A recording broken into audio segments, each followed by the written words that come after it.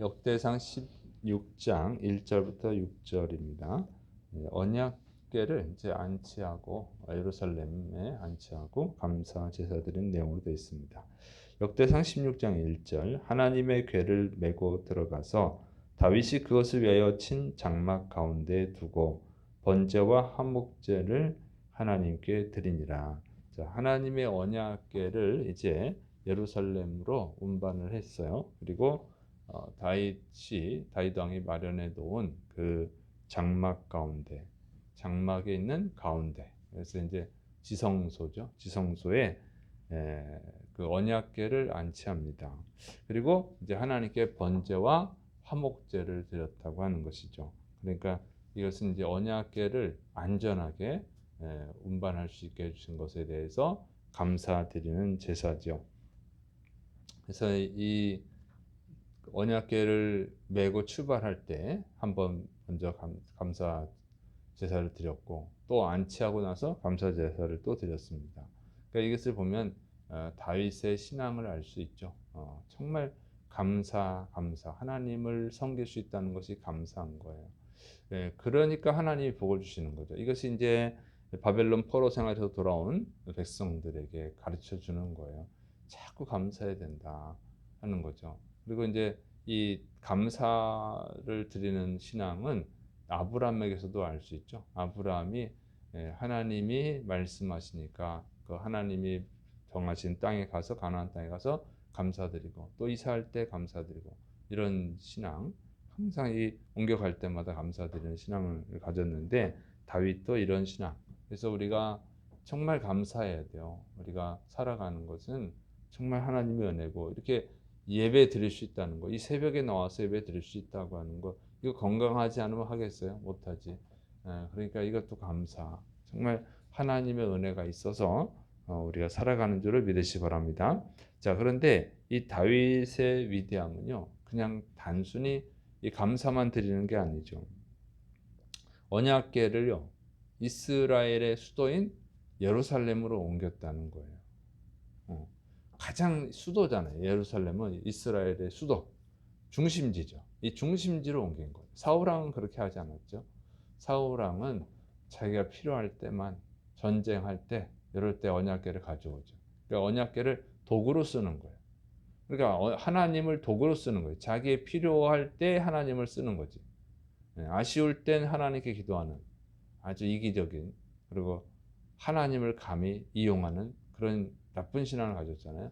근데 다윗은 그냥 이 예루살렘 중심지, 그러니까 이스라엘의 중심지인 예루살렘에 언약궤를 안치한 거예요. 그러면 이 이스라엘의 중심지에는 누가 있어요? 왕이 있죠. 그런데 왕이 언약궤 앞에서 하나님께 예배드리는 거예요. 그래서 가장 높으신 분은 하나님이다. 왕이 아니라, 인간 왕이 아니라 하나님이 가장 높으신 분이고 주인이고 왕이다고 하는 것을 이스라엘 백성들한테 가르쳐 주는 거예요. 그래서 이 신앙이 예루살렘이 신앙의 중심지가 되게 한 거예요. 그게 위대하죠. 지금까지도 예루살렘은 이스라엘 수도잖아요. 이 다윗 왕 때 이렇게 결정이 난 거예요. 다윗 왕 때부터 지금까지 이어지는 것입니다. 그래서 이 예루살렘이 정말 세계 3대 종교의 중심지가 됐죠. 그래서 굉장히 중요한 자리가 된 것은 다윗 왕 때. 그런데 이제 다윗은 하나님의 주인이다, 하나님이 왕이다 하는 것을 가르쳐 주기 위함인 것입니다. 그래서 이제 예루살렘이 정치적 중심지일 뿐만 아니라 종교의 중심지죠. 신앙의 중심지가 됐어요. 이것이 위대한 거죠. 그래서 모든 이스라엘 백성들에게 하나님이 가장 높으신 분이다 하는 것을 알려준 거예요. 여러분 신앙생활을 잘해야 됩니다. 그리고 부모들은 정말 예배 열심히 잘 들으셔야 돼요. 그래서 이 부모의 신앙을 보고 자녀들이 배우거든요. 그래서 주일날 예배는 반드시 드리고, 이게 부모가 하나님께 예배를 드려야 된다. 그리고 주님 앞에 예배 들어올 때는 참 행동도 잘하고 말도 잘하고 이렇게 할 때 자녀들이 하나님이 정말 계신가 보구나. 믿음이 없더라도 뭔가 있으니까 그러겠지. 이렇게 되는 것이고, 부모가 하나님 중심으로 살아갈 때 그 자녀들이 하나님을 믿을 수 있는 가능성이 훨씬 더 높아지는 줄을 믿으시기 바랍니다. 자, 두 번째로 이제 백성을 축복하고 선물을 나눠주는 내용으로 되어 있습니다. 역대상 16장 2절 3절 다윗이 번제와 화목제를 드리기를 마치고 여호와님의 이름으로 백성에게 축복하고 이스라엘 무리 중 남녀를 막론하고 각 사람에게 떡 한 덩이와 야자 열매로 만든 과자와 건포도로 만든 과자 하나씩을 나누어 주었더라. 다윗은 이제 감사 제사를 드린 후에 이제 여호와 하나님의 이름으로 축복을 합니다. 백성을 축복하고 언약궤 운반 행사에 참석한 모든 백성들에게 남녀를 가리지 않고 전부 다 떡 한 덩이와 야자 열매로 만든 과자, 건포도로 만든 과자 하나씩을 나눠 주었습니다. 자, 이것은 참 중요한 거죠. 이 당시는 이제 먹고 살기 힘든 시대예요. 그런데 다윗이 이 백성들에게 전체에 다 나눠줬다는 게 엄청난 양이죠. 사무엘하 6장에는 이 고기 한 덩어리씩 나눠줬다는 얘기도 있어요. 그래서 여기 이제 역대상에는 안 나오는데 어쨌든 이렇게 나눠주는 거예요. 그래서 이것을 나눠줌을 통해서 어떻게 합니까? 백성들이 좋아하겠죠. 하나님의 언약궤를 안치하고 한 그 행사에 참여한 백성들에게 다 나눠주잖아요. 그러면 어떻게 해요? 백성들이 참 하나님 좋으신 분이구나. 그리고 정말 그 엄청나게 많은 돈이 들어가는 거잖아요. 이거는 근데 그걸 다 나눠주는 거예요. 참 다윗이 좀 훌륭한 것 같아요. 훌륭한 사람이에요. 사울왕은 그렇게 안 했죠. 근데 이 다윗은 전쟁에서 승리하고 정말 많은 물질을 가졌잖아요. 그런데 자기를 쓰는 것이 아니라 하나님께 드리고 백성들에게 나눠주고 이렇게 하는 거예요.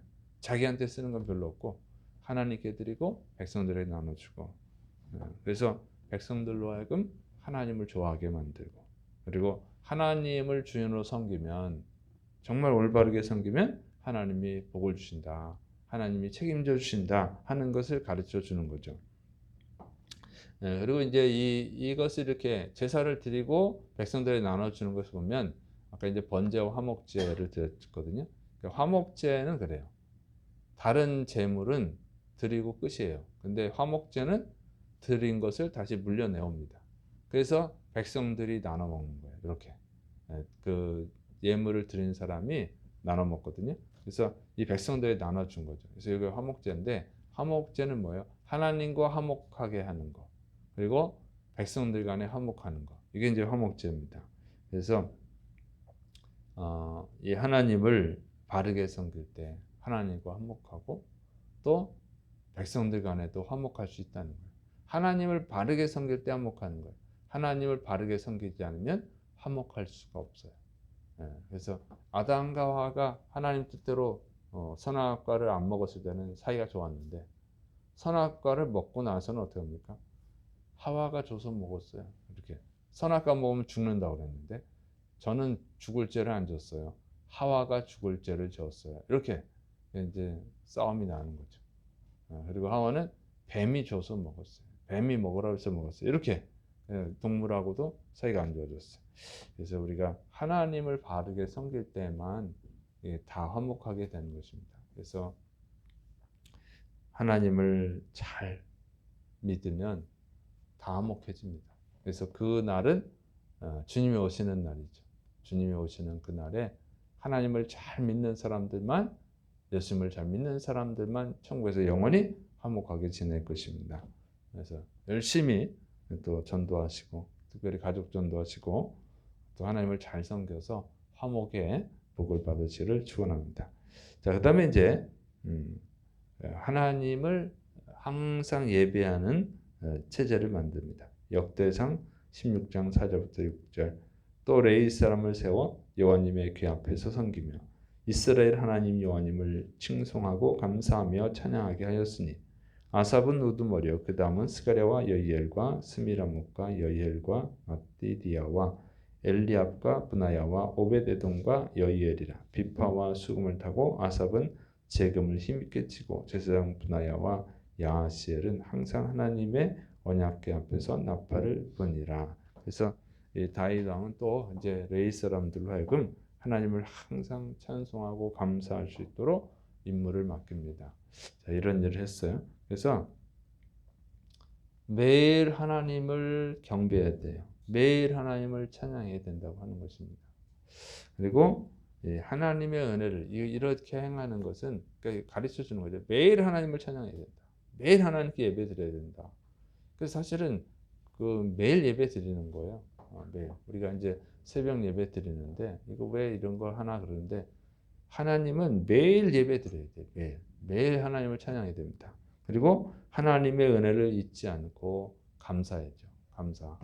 그리고 날마다 하나님의 말씀을 먹어야 되는 줄을 믿으시 바랍니다. 그래서 예수님이 일용할 양식을 주시옵고 이렇게 기도하라고 하는데 주기도 없네. 그 일용할 양식이 맨날 먹는 밥만 달라고 그러는 것이 아니라 영생의 말씀을 달라고 기도하라는 거예요.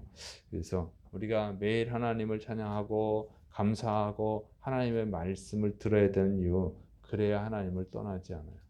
그래야 하나님의 백성으로 영원히 살아가시는 줄을 믿으시를 바랍니다. 그래서 다윗이 그 체계를 이렇게 다 만든 거예요. 그래서 다윗이 복을 받는 거죠. 그래서 바빌론 포로 생활에서 돌아온 백성들, 희망 없는 백성들에게 이야기를 하는 거예요. 이렇게 할 때 희망이 있다, 축복이 있다, 하나님의 보호를 받는다 하는 것이죠. 그래서 우리에게도 똑같이 적용되는 말씀인 줄을 믿으시 바랍니다. 그냥 평상시 하나님 찾지도 않다가 일주일에 한번 딱 와가지고 하나님 찾으면서 무슨 복을 달라고, 이것은 정말 잘못된 신앙이죠. 그래서 뭐 직장 때문에 뭐 아픈 뭐 건강 때문에 뭐 여러 가지 이유가 있어서 또 집이 멀어서 평상시에 못 오더라도 집에서 날마다 하나님을 찬양할 줄 아는, 예배 드릴 줄 아는 그런 기본 신앙생활을 해야 돼요. 그리고 가능하면 예배당에 와서, 교회 와서 해야 되고, 어쨌든 날마다 하나님을 찬양하고 하나님을 기억하고 감사하고 하나님의 말씀으로 생활하시기를 축원합니다. 기도하겠습니다. 사랑이 많으신 하나님 아버지, 우리가 아쉬울 때만 하나님을 찾는 것이 아니라 항상 하나님을 찾게 하시고 매일매일 하나님께 감사드리게 하여 주옵소서. 우리의 신앙을 우리 가족들이, 다른 사람들이 보고 하나님이 살아계시구나 하는 것을 믿을 수 있도록 그런 믿음 생활하게 붙들어 주옵소서. 예수님의 이름으로 감사하며 기도드립니다. 아멘.